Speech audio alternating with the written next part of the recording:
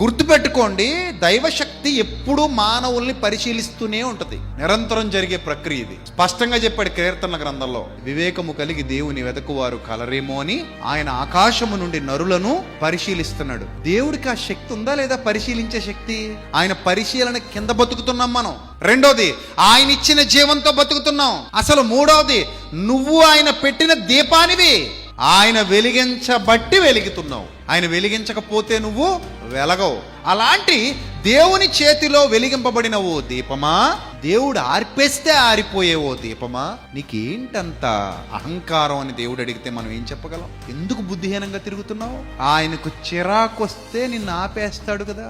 ఆ భయం ఉండాలా వద్దా? ఇది అర్థమైతే ఏమండి ఒక్కటేనా, ఈ ఒక్కటే, ఇంక మళ్ళీ లేదా, లేదు, మళ్ళీ రాము, ఈ దెబ్బతో పోతామా, పోతాం, పోతే ఇంక మళ్ళీ వెనక్కి వచ్చేది ఉండదా, ఉండదు. అది ఇప్పుడే ఏమైనా చేయాలా, ఇప్పుడే చేయాలి. మంచి అయినా ఇప్పుడే